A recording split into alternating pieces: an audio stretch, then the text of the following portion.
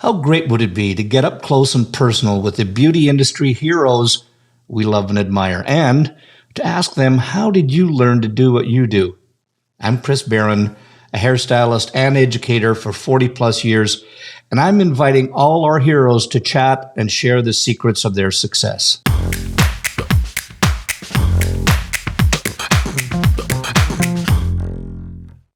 Today's guest is a brilliant hairdresser, an editorial stylist. She's been British Hairdresser of the Year, London Hairdresser of the Year. She's a 9-time nominee in those categories. She's works closely with the world's top photographers, models, and creative talent. And she's been creating dynamic concepts and striking images combined with, little hint here, environmental consciousness. And as the Senior Vice President of Creative and Global Creative Director of Aveda, she's in charge of the image development and artistic direction. She's dressed hair for models from Miu Miu, Alexander McQueen, Stella McCartney, and Dolce and Gabanna, to name a few. And hint, we just found out she's going to Paris to do hair for the couture show. And if I had to describe her work in one word, I would say absolutely stunning. And I realize that's two, but cut me some slack. It's my show. So let's get into this week's head case, Antoinette Beenders.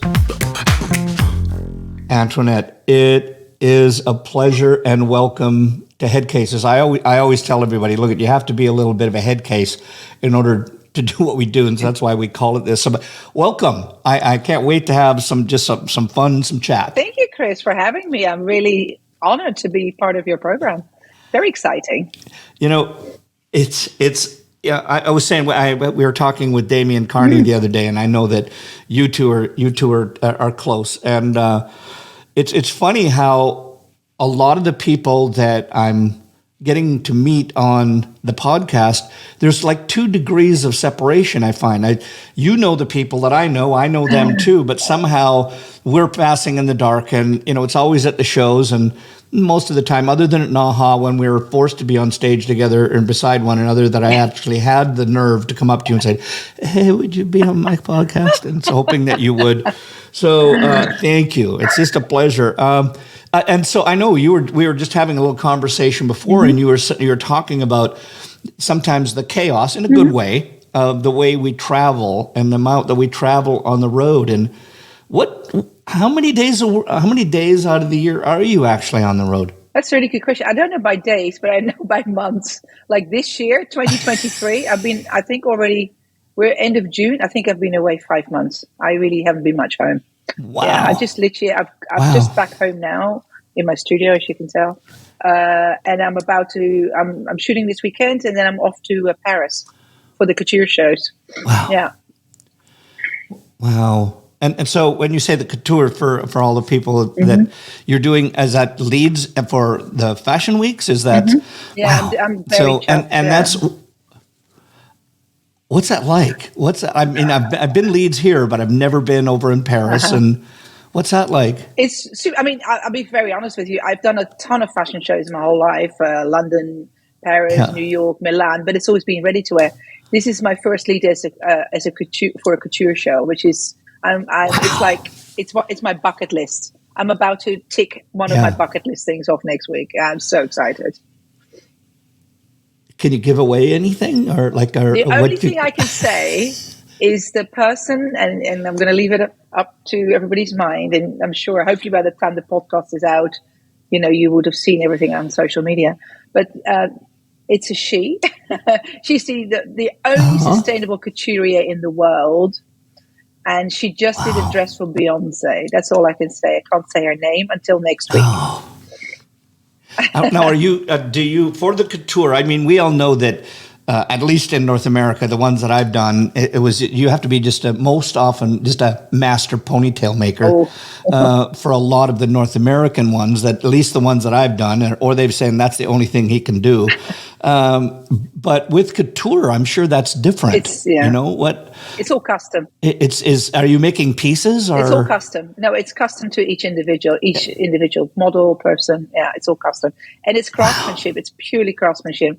Because couture is craftsmanship, if you think about it. It's all custom made Yeah. for an individual, and that's the approach I'm doing with the hair. It's true hair couture. Could I come along and just watch? I just that would be Please do. that would be just fascinating to do. And I just find that in the intro, I know we talked a little bit about everything that you do, and 5 months on the road, and we're what, at 6 months now. That means that you're just on the road constantly. And I think for anybody that's out there, that to know that the time that you spend traveling, I mean, I don't do travel as much as I used to, but it was, and I don't know if it's my check boxes or whatever personality, but I think the most that I ever did was, I think we did 258 days on the road in one year. Wow. And it sounds like you're going to surpass that by far. But what's that like at home? I know. What's it like for your husband? He doesn't like it. I mean, like, Chris, it's like you go on a trip, you come home for 2 days, you go back, and this year I was on one continuous trip for a month, so that was pretty tough. So he said, I'm going fishing. I'm like, good for you. So he went fishing in Montana. Good for you. It's hard, sometimes hard, but I love what I do. And my job is my life. It's my career. And my husband, who I've been with for 30 years, I've been in this gig for over 40 years. So he kind of knew what he took on. And he's incredibly supportive, and I'm very, very lucky. Well, he obviously loves you a great deal. Absolutely. And likewise, we've been together over 30 years. So you have to have that support, I think, in order to do what we do. Yeah. So. Yeah. Rita, my wife, is the same way. I mean, she's always been the backstage person. She doesn't like to have her picture taken. She wants to be in the backstage. And when I was on the road, I think it's different for her. I think she actually liked me to be gone. So we've been married now. 50 in May. It was 53 years. If I got it wrong, I'm never going to hear the end of it. But probably if I had to count up the days I was actually home, we'd probably only been married for 25. So, but the reality is, I know that. Behind every person that's on stage, there's another amazing person in the background that has to be there for support, and to make sure that, they don't have to need you around. And I take what's your husband's name? His name is Monty. Yeah, Monty? I take my hat off to Monty. Thank you. I'll tell him, Chris. I take my hat off to him. Sorry, you go ahead. No, go ahead. It's actually quite a nice little moment. Like, I'm obviously thinking about next week doing this big show, and we just got the hair thing through of what we're going to be doing, and so we're like trying to figure things out. Like, and I'm talking to my team, like, hey, here's my ideas, your days. Let's come back together on Sunday. Let's talk about it some more. So my husband, I said, he's going to get some shopping because I promised to spend some time with you. So in the car, he's phoning me up. He said, well, what about this idea? And he's not even a hairdresser. And he gets really involved, which is so cute. And he comes up with a lot of my ideas for shows, funny enough. And he does all the music for my shows. He's really into music. He's a photographer. And he's a very creative person. So, it's quite fun how your lives kind of intertwine in the end, isn't it? Yeah, that's amazing. Especially, you're so fortunate to have a photographer around you. I know that. You deal with photographers all the time and on shoots all the time. But I want to kind of take back, because I don't know if there's anybody in the hairdressing industry, if they don't know you, I don't know where they've been for the last like 20 some odd, 30 some odd years. But I want to go back, and so that you didn't just rise to fame all of a sudden. You didn't become this global phenomenon that people admire, bow to, kiss your ring, and so on. And it may sound like I'm blowing smoke, but I know the industry, and I know the name that you have, and I know when you walk on stage. I mean, I've been around. I'm pretty long in the tooth with this, but when I watch your presentations, I make sure to watch, because your presentations always are, what's the word I'm looking for? Clever. they're high fashion. The hair is absolutely phenomenal because that's what we do. But there's more than just walking on a stage with a model that has beautiful hair. There's the theatrics. There's how you present it is so damn clever that I always look at it and I go, damn it. You always come up with that stuff that you say, why didn't I think of that? And so, but I want to go back to the beginning before all that happened. When you're Dutch by heritage, Correct, right? Yes. Yeah. And is that where you got your training? Is that where you started? Well, I started. Did you start? Started when first of all, before we start with my my heritage, when you do what you do and you love what you do, I have no idea what people think. I just do what I love. So when you say all these beautiful things, I'm like, wow, I'm almost taken back because I don't, I just do what I love. And I was thinking, what would someone would like to see in the audience? Like, I try to reverse engineer a lot of stuff, but that's kind of how I think in my head. But where did I start? I started when I was 14. So I'm 54. No, I'm not. I'm 56. Sorry. After a while, it kind of goes, whoops. And I'm proud of it, One of the well, there was COVID, so we don't count those 2 years. So you're only 54. I'm proud of being 56. I think I was a couple of weeks ago at Premiere, and I was there with Sam and George Andretti and Candy Shaw, and I was the first one. I said, you know what? There's a whole audience full of younger people. I said, I'm 56 and I'm proud of it because our industry is always seen as a young industry, and I actually think that's BS. I think there's a lot of experience. And if you look at some of the people that are still doing it, I think we should be proud of what we've achieved. And I really am. Yeah. Hence, I have no problems in saying my age. Yeah, good for you. Good for you. I wish more people felt that way sometimes because. And you brought up a really good point with our industry and the youth in our industry, et cetera. And I was reading a book the other day just on the East Indian culture, et cetera. And it's how there's such a difference in the way that the elderly are revered or put aside, and difference in cultures and, for what they are, we all grew up in them. But what I love about when you look at the Indian culture, et cetera, they revere their old people. They take them in. They listen to their words. They're the ones that they go to for the wisdom because of their experience. And I think just right or wrong observation for our industry, I don't know, for our culture, and particularly in North America, I think it's almost like we have a throwaway elderlies. I might see that. I mean, I'll put it this: my mom, my dad loved them, revered on them, always was there. But I watched just the way that sometimes anybody that sometimes got a little bit older, you got a newscaster that's getting a little bit older, and everybody says, "Oh, better get somebody new in," etc. What's your take on that? Well, the beautiful thing nowadays is people tend to live a lot longer through all the incredible medicine and what have you. But we're now officially called ageless. I love that term. We're ageless. Over 50, you're called ageless officially. And I think it's great because it doesn't matter to me. It's like passion is passion. And I think our industry is built around passion. So whether that's passion of somebody who's 15 or someone 70, it's passion. It's the same thing. Yeah. So going back to where I started, when I was 14, I come from a family with not very good hair, as you can tell. I got very fine hair. And my mother used to go to a hair salon every Saturday to have her hair blow dried.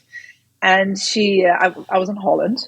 And she used to go to a salon that was quite well known in Holland. I did not know that at the time. But they did education and training. And when I was 14, I started like braiding hair, playing with textures. And my father was a photographer, hence the photography bug. And I took my first pictures, I think, when I was 13 or 14, something like that. Anyway. And you weren't even in hairdressing at that time? No, I was just at school.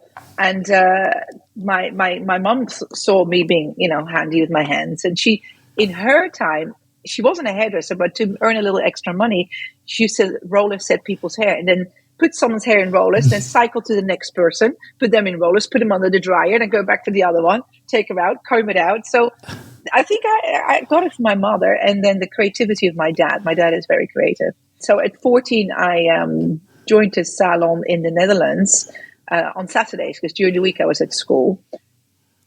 As a Saturday girl, they call it. So washing hair, cleaning the floor, all that kind of stuff.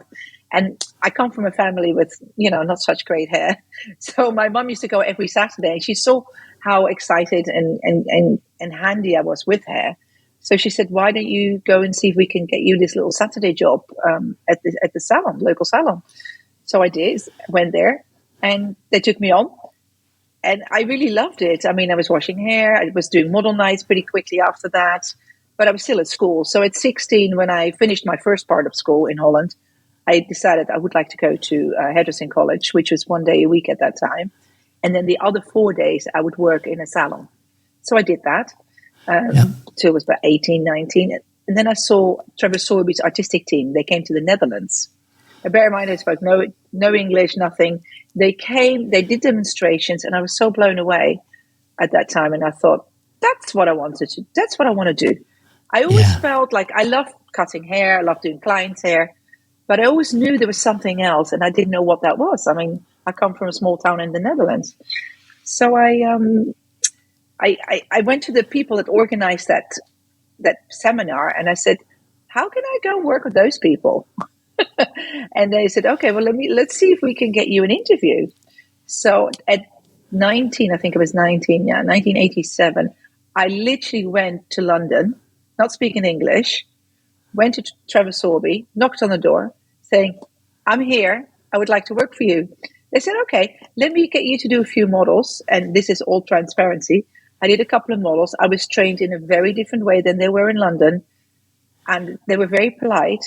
And they let me go back home, and they said, thank you, but no thank you. And here's the Dutch courage that came out. I was like, absolutely no chance I'm going back. I am going to work there whether you like it or not. So I waited 6 months. And then I went back, and I thought, I need to move to London because I'm going to go there every day until he takes me on. So I did. I moved to London. I worked in a little salon around the corner from where our lifestyle salon is now in Covent Garden. And I just to learn English, and, living in a different country is quite a big deal when you're 19 years old. So I ended up going past Trevor Sorbie every day. And then there was an ad in the Hairdresser's Journal at that time saying he was looking for juniors. Now, bear in mind, I was a manager at 18 in Holland because I love the whole industry. I like the business part. I like the creative part. I like everything of it. So I thought, okay, well, if I go back as a junior, then I'm just going to learn again, do the whole thing again, like an investment into myself. So I walked back in, and he said, I've seen you here before. And I said, that's true. I said, and I'm staying, I'm not leaving. And you should have seen his face. And he was so baffled that he said, okay, let me take you on. And that's what I mean by Dutch courage. Oh, that's amazing. So for anyone out there, if you get a no, don't take it. Just go back and do it again. So he took me on, and he completely retrained me. And this was the time Dolce McCartney, that we're speaking about, Kenny Franklin, Eugene Solomon, Vivian McKinder. They were all, it was like, the hot time. And you were all there all at the same time. Yeah. That would to me would be just like this pie, this amazing pie with every kind of dessert that you wanted in it all at the same time. And every one of those desserts was creativity. What was that like? Well, at the time, we were just Damien, Antoinette, Vivian, Eugene. We weren't big stars. We were just all working together. But you still had, you knew with the tenacity that you had, and I've spoken to Damien, and I know Vivian, and it's just, you can't, that didn't just happen like, I went through that, and all of a sudden I'm creative. That creativity was always there. How did that get gleaned? How did all of you, there's so many salons that are out there, and yet in Trevor's, and so he was my hero. And how is it that every person that came out of there that was either one of their leaders went on and became, I hate the word famous, but to become successful like as you are? Well, Why was that? I think the training, first and foremost. I mean, imagine I was a manager in the Netherlands. I went there, I completely had to restart, like 6 months training. Like if I'd had to learn everything all over again. And also, I think when you got, obviously he knew how to pick people, that credit to Trevor. But also, I think that you attract what you project, kind of thing. So he was British Hairdresser of the Year at the time, and that attracts, at that time, a lot of talent. And I think everybody likes to work with us. They always think, "Oh, I'd like to be like you, or like you, or like you." Not that I had that feeling. I just wanted to work with people that I felt I had something in common with. And it's funny because although I'm Dutch by heritage, I felt when I went to London and I went to Sorbie at that time, I felt like I was coming home. Even though I didn't speak hardly any English. It was quite bizarre, because I think it's like-minded people. Yeah, kindred spirits. Correct. Correct. And I think there's a lot to say for that in one's life. I realize that as I'm getting a little older now, it's like you got to find your people. Yeah, find your peeps. I told Trevor that I don't even remember the year. I think it was in the latter 80s, maybe it was probably early to mid 90s. I can remember, and I'm sure you know of Ann Mincy, and I was doing Ann Mincy's hair at a show in Toronto, and we were doing the show. This was after hour stuff, and I just said, I've reached this plateau, and I want to go and do something, and I had a salon and all this stuff that was going on. I said, and I told her, I just feel like packing up and go to Trevor and say, I want to work for you. And even if it's just assistant work, I want to climb the ladder and do it. And, but the same as anything, I think whether it was family, finance, whatever, I chickened out, didn't do it. And I often wondered what would have happened had I done that. What would have happened, where would have gone, etc. But it's not a crying under the river, but because I still watched everything that he did. And that just inspired me on to do what I do. And I think he's helped so many people in our industry that either by being beside him or being influenced by him, that, I think we owe just our industry owes such a huge debt of gratitude to him. May I remind you are Chris Baran. I think you're I come home and my wife I come home and my wife says, take out the garbage and the kitty litter. So that brings you right back to earth real quickly. I hear you. But, I think, would you agree that when we do what we do because we love what we do, we don't think about, like, in my mind, I have imposter syndrome. Why do people think that what I do is clever when it's just stuff that comes out, But I understand, and I want to go back to Trev just for a minute, because you and some of your team organized. Yeah, that's right. I did. A that's tribute. Right. I did. I organized a tribute. Tell us about that. What was that like? 2018, 19, something like that. It was Trevor's 70th birthday, and Frida Sassoon has had a tribute in the past by his team. And Eugene, Sally Brooks, Angelo Seminara, Tom, who was who was the current art director, and we've all been art directors in the Sorbie house. And we thought it'd be really nice to recognize Trevor, because I think in anyone's career, whether you're Trevor or anybody, your career goes up when it goes down. And he'd gone through some personal illness, so we thought it'd be really nice to pick him up and do the show. And together with Tribute Magazine, we managed to put that together, and it was really lovely. First, it was lovely to see everybody, again, so that was great. Yeah. And second of all, he was incredibly grateful and thankful, and it was nice for him to see the talent that, he was part of our lives. So, it was really special. Yeah, I think that I can only imagine for him, it was, you're art directors and they come and they go and then add a new one and so on. But to collectively get everybody together, I just was blown away with the one time when I saw he and now I'm trying to remember. This was like probably 10 years or so ago when I think it was it he and Eugene when he was passing the baton. He's passed the baton to a lot of people. Yeah. Anyway, I can remember seeing them on stage and just, and it was the fact that him and the team on stage was just unbelievable. But I mean, it's quite interesting because I said, many times I said to Trevor, thank you so much. You meant so much to my career. And he goes, don't thank me. He said, thank yourself.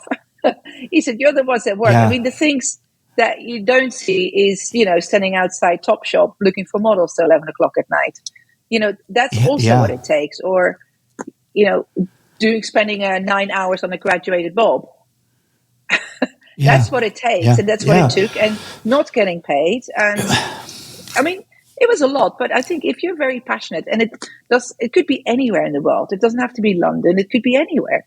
If you're passionate and you want to, make a career in hairdressing, it just takes a lot of love, passion, and hard work. Those are the basic ingredients. You said something just a minute ago about sitting out of Topshop till 11 o'clock at night trying to find a model, do a graduated bob because that's what you had to do to test out on or just to practice with. What, that one thing, and I want to put this delicately because I think it's in our industry right now. What scares me is that it's almost like hairdressing or hair cutting is starting to die away. And I don't say that it is. I'm just saying that wherever I go, and I know when I teach a class, and I'm like Steven, listen, I'm going to cut from, if you want to do me a haircut and you want to learn from it, I'm going to go shoulders up. If you want to just do length and layers, you do that all day long. And not that I'm against it. I just say that's not what I do. And I see the fear in people's eyes when it's to cut short hair. And you said your hair is fine and typical Dutch hair, but it's beautiful and it's cut well. And to me, that's what I think is. I'm afraid of our industry right now that and I'm hoping that we can do something that's going to pull that switch and get it back onto the haircut mode and bring people back into the salon more regularly for haircutting, et cetera, and help to create more financial gain for hairdressers that are out there, et cetera. Tell me what you feel about that. Are you on the same thing? I think that it's to do with trend. I think the pendulum swings one way and then a few years later the other way. I think that we've had a lot of long hair for the last 10, 15 years, a lot of emphasis on hair color and extensions. And in the 90s, it was all haircuts. It wasn't so much about extensions and hair color. It was haircuts. A lot of haircutters became colorists. Even myself, I started doing color. I never thought myself as a colorist, and I still don't color hair, but I'm a color conceptor. That's kind of how I look at it. So I think things change over time. I like the fact that for me, it's all about craftsmanship. And whatever trend is the trend, there's craftsmanship. So, and there's, if there's craftsmanship, then something is done well, and then you can charge. If it's not done well, then it's maybe not so chargeable, but that's in the eye of the beholder. So your customer or your client. If you have, I used to always say, because in the salon in the early days, when we used to get a new intake of assistants, we used to say, okay, if you want to do short haircuts, start by wearing a short haircut yourself. Because if you have long hair, you're going to attract what you project. You're going to have the clients with long hair. So we could start to change ourselves. I'm giggling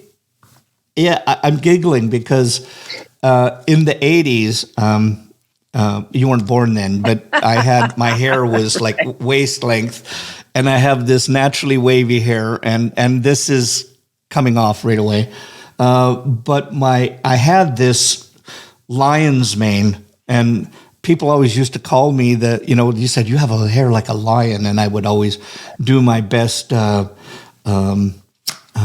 a Cowardly Lion impression with put 'em up. But I had this reddish blonde hair with this just a mustache, red mustache, and the long hair. And to your point, that's what I attracted. And I was getting sick and tired of doing nothing but my haircut that I had on my head on every one of my clients. So I just cut all my hair off, and then it changed. There you go. So it's true what you say.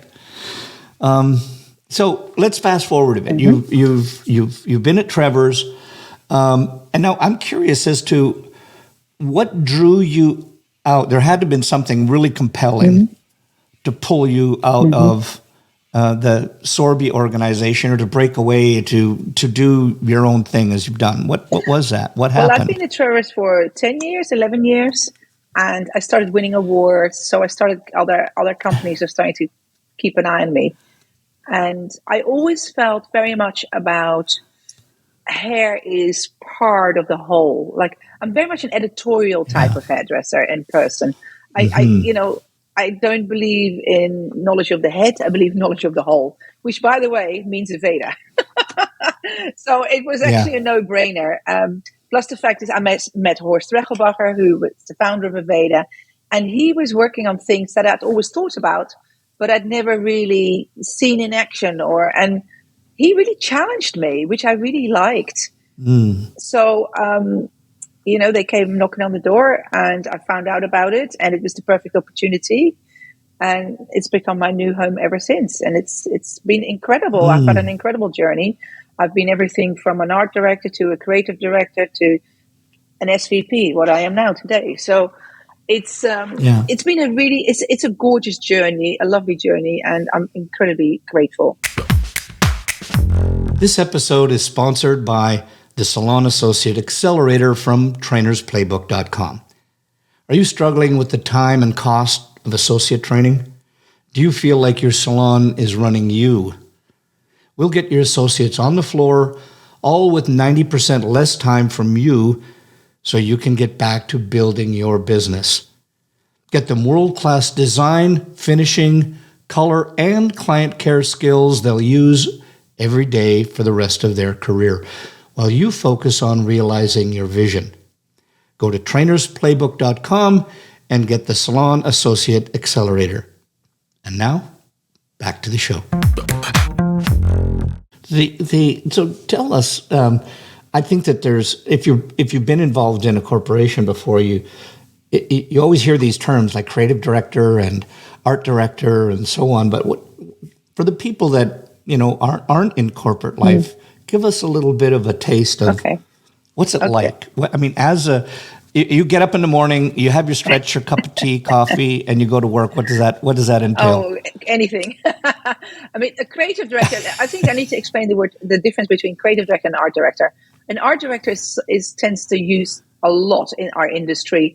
These are maybe an art director in the salon, the head of the creativity who does all the training, or it could be an art director of a product company who does all the shows. A creative director for a corporation is a very different thing.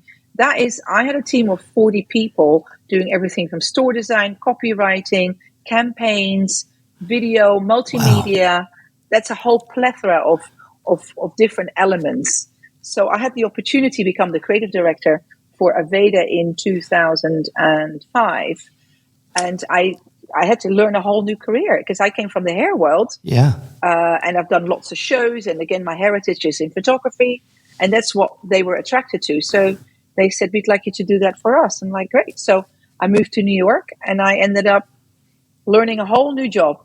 And it's fascinating. Yeah. And then up until 2019, I was the corporate creative director. And then I felt the urge to do a little bit more hair, hands-on hair. So I decided I move across back to artistry. So now I'm in charge of artistry for Aveda, which then gives me the opportunity to do hair shows again. Hence, I've been coming out doing stage work again because I haven't done that for a little while.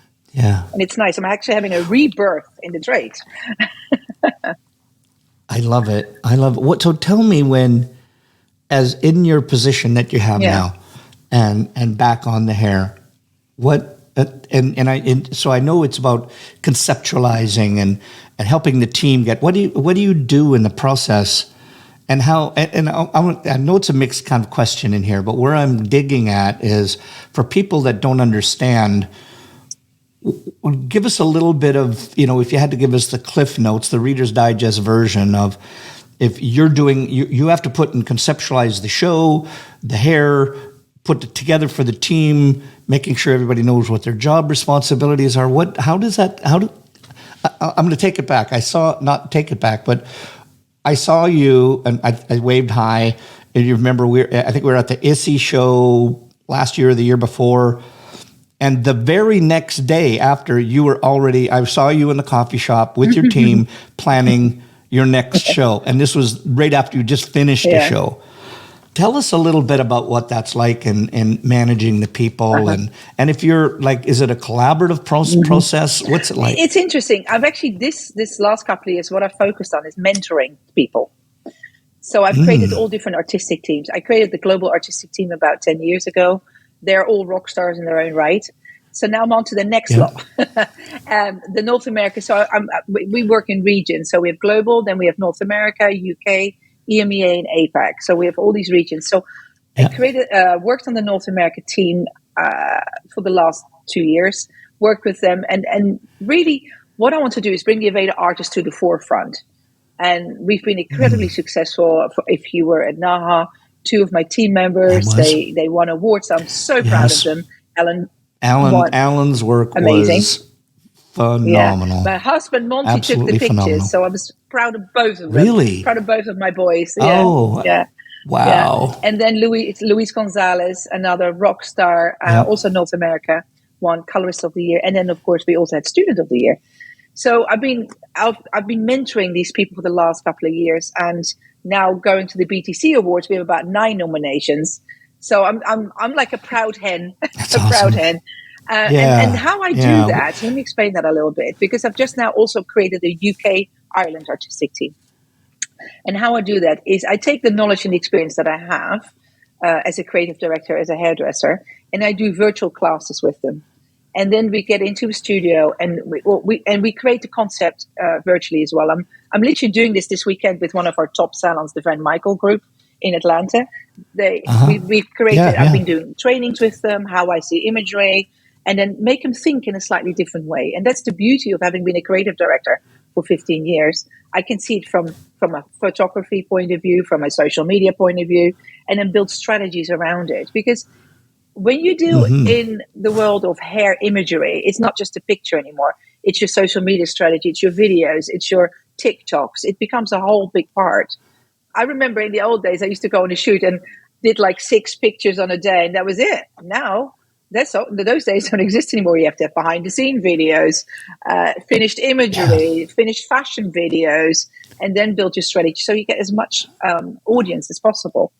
So having done that with the teams, it's worked incredibly well. I've created this formula, and it's really lovely seeing all this talent from the Aveda network really coming to the forefront. And I'm super excited to go to Austin because I can't wait. I think, anyway, I'm proud that they already are where they are. And it's lovely at this stage in my career that you can give back.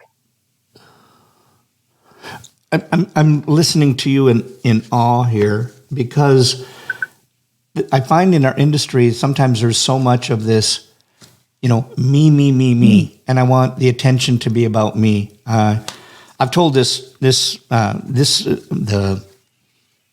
the word I'm looking for?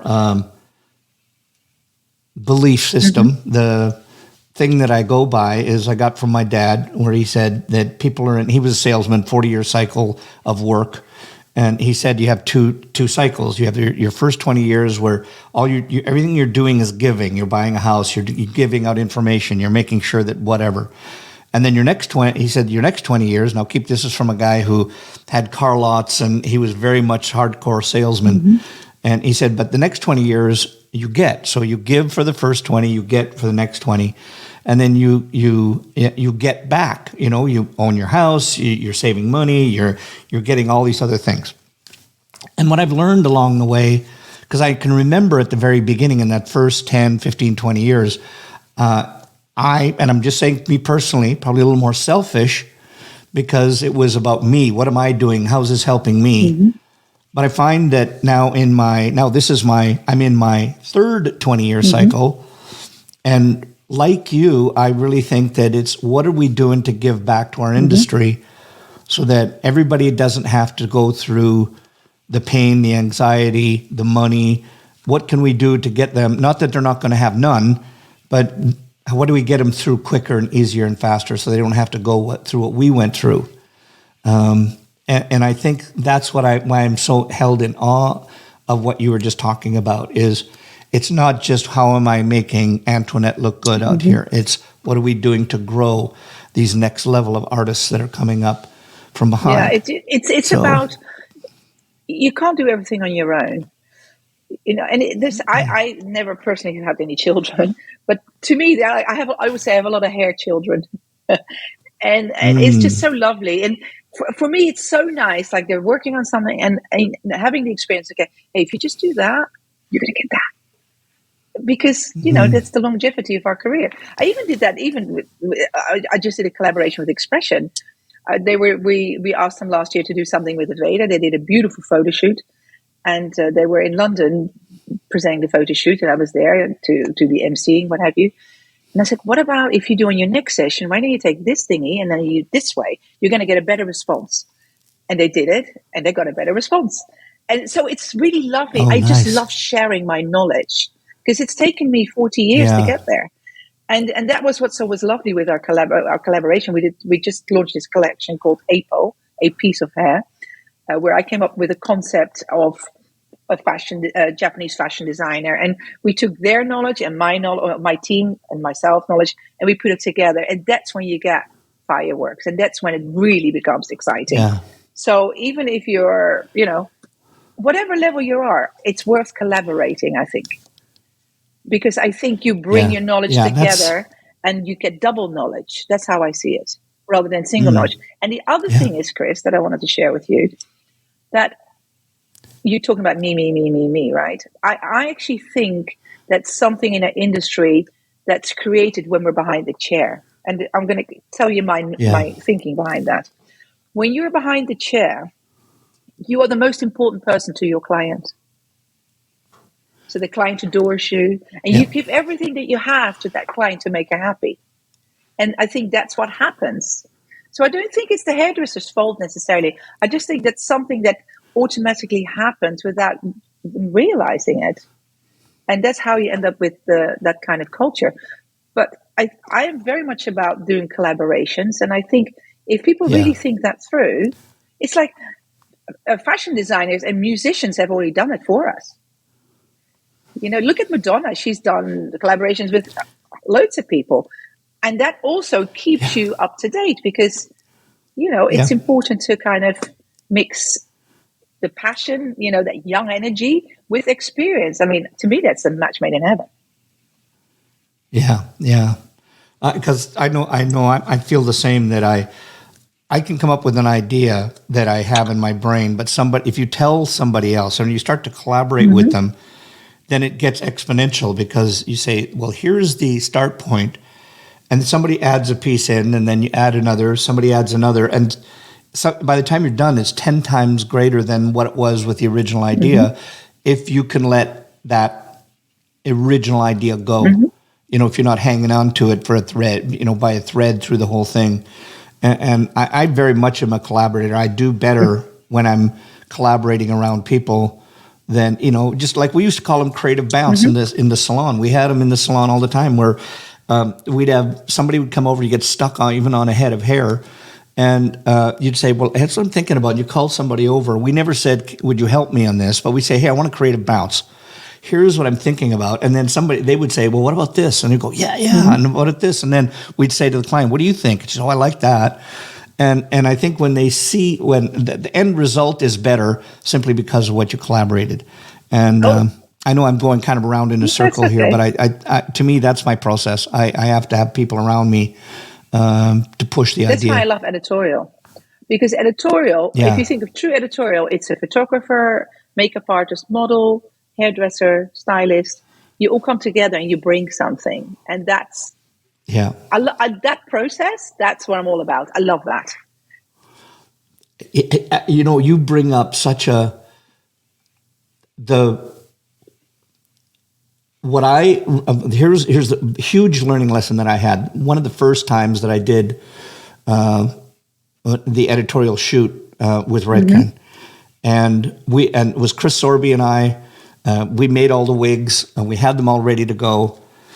And Chris by that time had done way more editorial shoots with corporations than I had.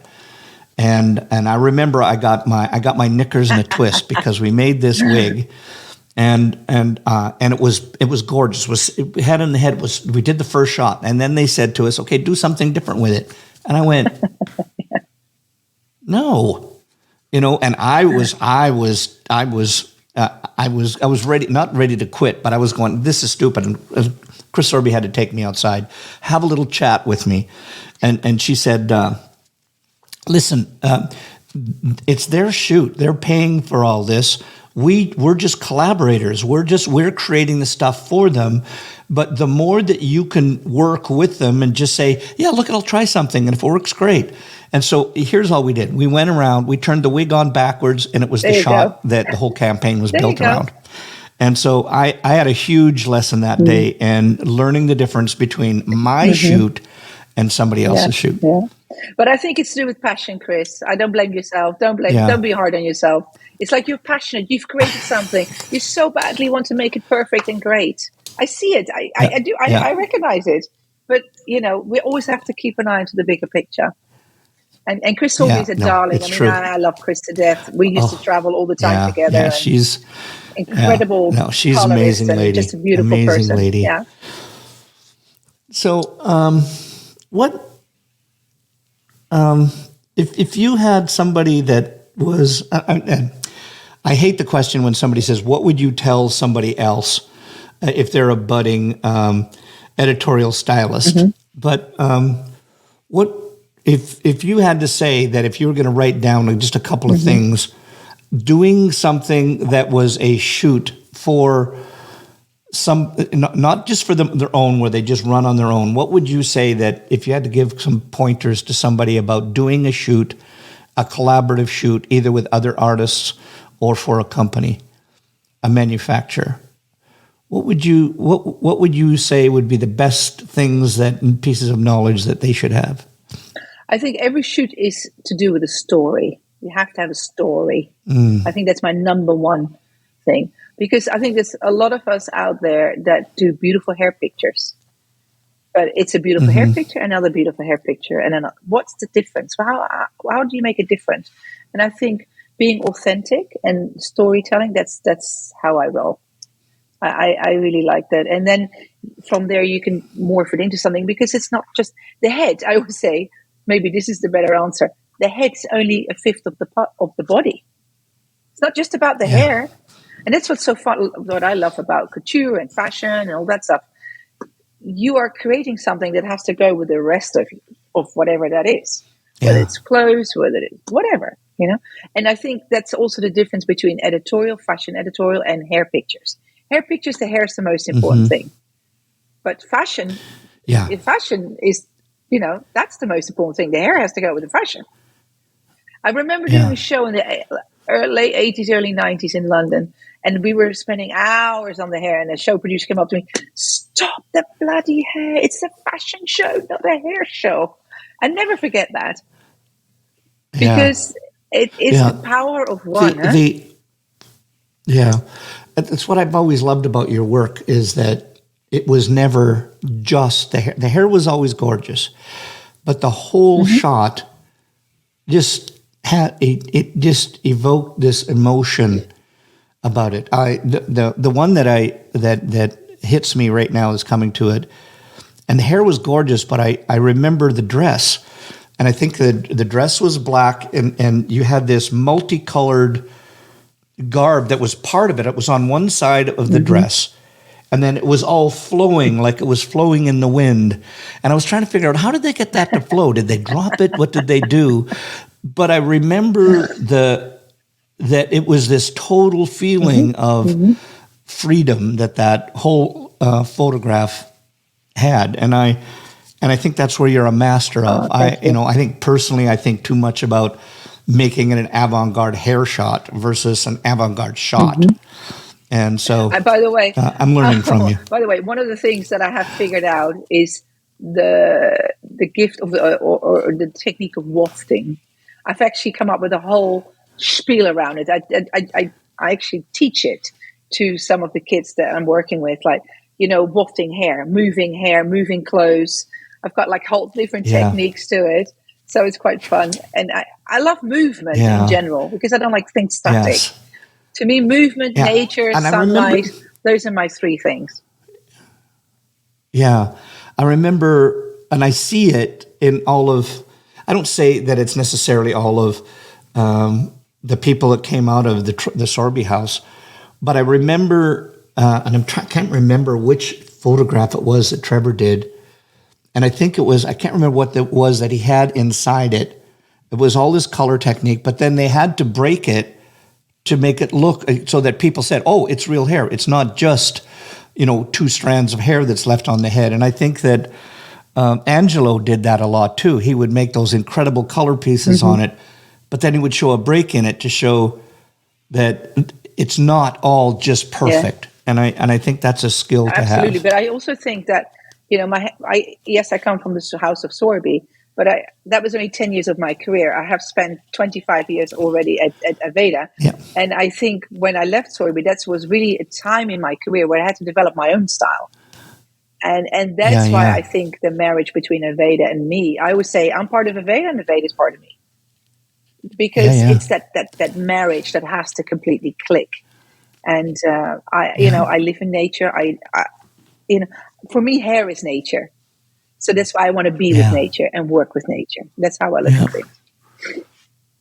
I see, I think that I see into the future. I've got my crystal ball out in here. I don't know the year, but I already see the people that you're working with doing a tribute to you. That'd be nice. I think that if they're going to listen to this, I think they should start planning it. Not that you're not going away. I'm whatever the hell age I'm now, 73, and I've still got more in me. I'm not going away. You've got a lot more, and I don't want you going away. But I think that, and I'm going to put the word out there. Okay. When they're ready, they need to be doing something for you in a tribute for Antoinette Beenders. That's so kind. That's very kind. I'm very touched. Thank you. Oh, well, listen, you deserve it. You definitely deserve it for what you've done for all of us in the industry. I want to do, I've got I think I told you a little bit about the rapid fire things that we do on here. So they don't have to be like, it don't have to be just one word answers, but one word, couple sentences, whatever for each one of these. What turns you on in the creative process? So you want single words? Sorry, let me understand. Single words or... Doesn't matter. That's a hard one for... Turns me on. Let me think about this for a minute. I think it's the second that the camera goes click. And I'll tell you why. When... This is, for me, the difference between a good picture and an amazing picture. And I'm all about images. That's just my passion, right? Yeah. So when the camera goes click, it's a split second. Now, when you have an amazing image, you will know that all the energy that has gone into that split second is amazing. The model is into it, the photographer's into it, the hairdresser's into it. All that energy from all the people, they're all into it, and it goes into that split second, click, boom, amazing. That's what I love about imagery, and that's where I live. That's that moment. That's what I live for. Now, when a picture, when there's someone on set, and they're like, oh, I gotta go here, and I'm not into it, but I'm just doing my makeup quickly, or I'm doing my hair quickly, or whatever. The energy is not everybody's really into it. You'll never get a great picture. I can guarantee it. I've seen it happen many times. Yeah. So if you're going to do it, go all the way. Yeah, I think I'm not sure if you answered this next question with that one, but I'm gonna put it out there anyway. What stifles your creativity when you're trying to get you're in the process? What stifles creativity for Stubbornness. you? Boy, that was a mouthful right there. Well, I think you gave us a great scenario earlier with you and Chris. You didn't want to do it. You didn't want to do it. Yeah. But I think you need to be open, because there's always another way of doing something. And I think us hairdressers, I think it's hard for us. We're very passionate people in general, and I think it's hard for us to have criticism. And it's almost like it hurts us, right? Because we want to please people. That's how we are.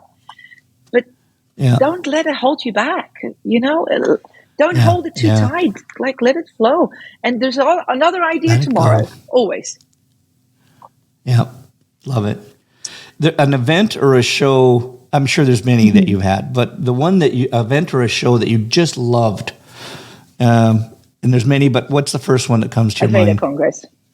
Absolutely. And why? Aveda Congress is a celebration of the arts. It's a 2-day hair phenomenon. We're actually having one this year. We do it every couple of years. It's in Minneapolis, and it's 2 days of hair show after hair show after hair show. I mean, if you're into hair, this is the place to come to, because this is artists from all over the world showcasing their talent. And then in that evening, I do the evening performance, which is like my representation of the brand. It's phenomenal. It's networking, it's being together, but at the end of the day, it's about celebrating the art. So if you haven't got your ticket yet, come and see us. September, Aveda Congress. I'm coming. I'm coming. A thing in life now, not necessarily in hairdressing, but in life in general. What's the thing that you dislike?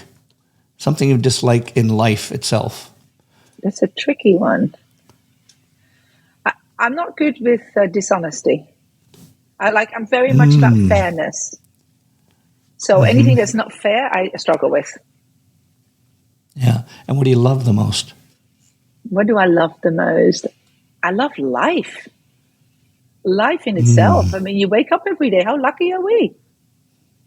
And I wake up above and I see the birds, and I see my doggies running around, and I'm so lucky. Lucky to be alive. What do you think was the proudest moment that you've had in your life? Proudest moment. I think winning British Hairdresser of the Year was a huge one. I mean, I'm fortunate, grateful. I've had quite a few proud moments, but I think British as a foreigner at that time and female was a huge thing. Yeah. So for me, that was amazing. And I recently had one. I was the only female for International Hairdressing Awards. So that was also a proud moment. And I feel proud every day that I can still do what I do and people find it inspiring. I mean, for all of those of you that Instagram me at Antoinette Beenders, just in case, thank you so much for your comments, because I do what I do, you do what you do, but it's really nice when people really appreciate what you do. And you don't always hear that. Yeah. And so thank you for all of those, all of you that send lovely messages. And I try and replicate that as much as I can. So thank you for that. That keeps me going. Yeah. Agreed.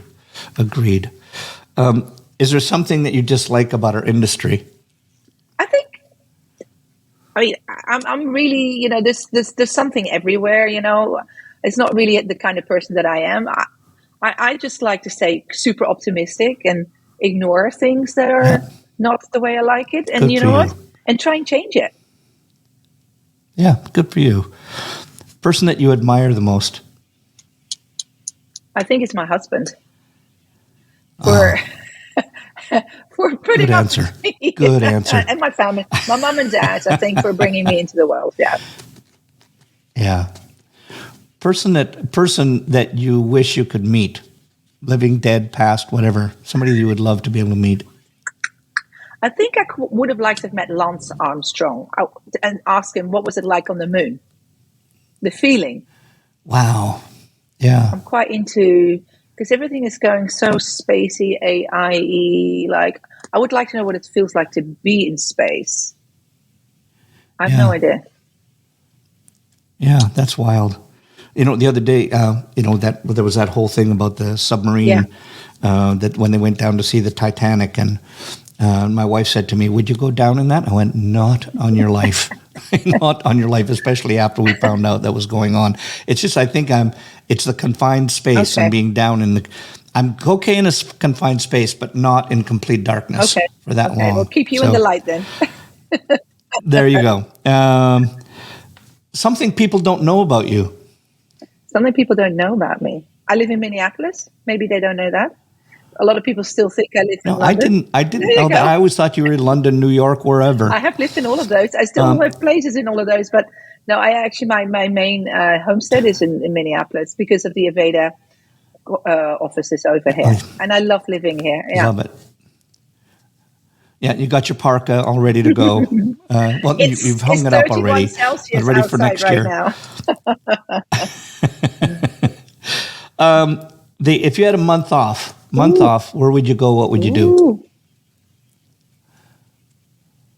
Go on a boat in Greece and do the islands. I love that. So I love being on the water. I love living on the water. I like being on the water. There's something with water and I that is. So when I'm on water, I feel very calm and relaxed. And so I think I'd be on a boat in Greece somewhere. Love it. Is there anything that terrifies you?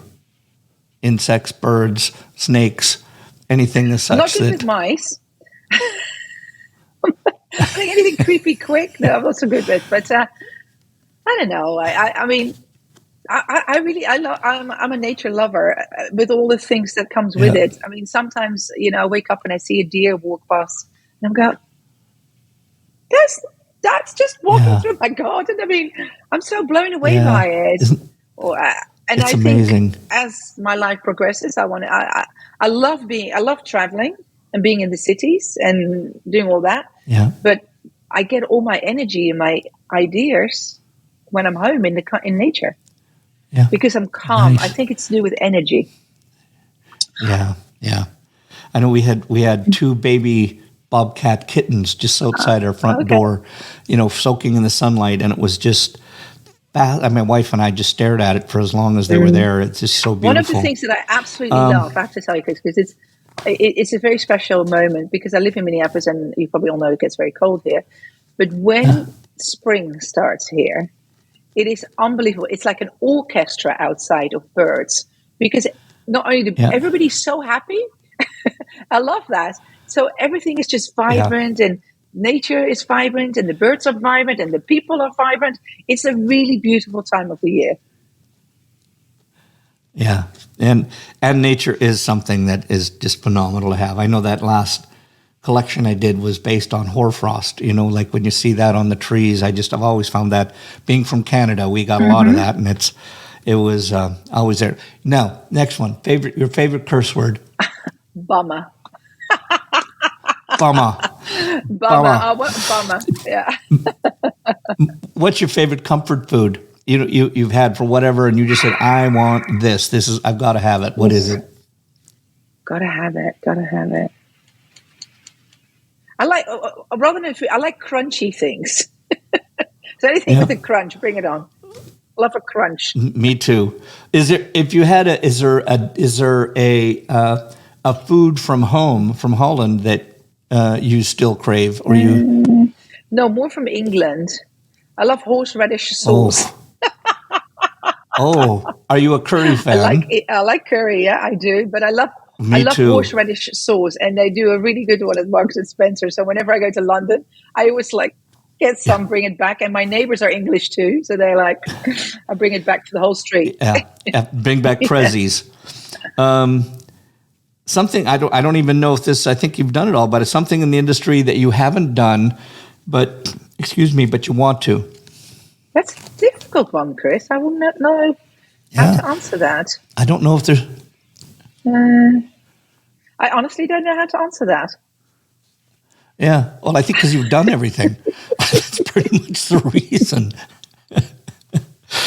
And like a do-over, if you had one do-over in your career in life, like just something that, if I could do that over again, I don't know, everybody gives me the pat answers. They say, oh, well, if I wouldn't have done that, I wouldn't be who I am today. True. But if there was something that you could do over again, what would that be? I always say yes to things.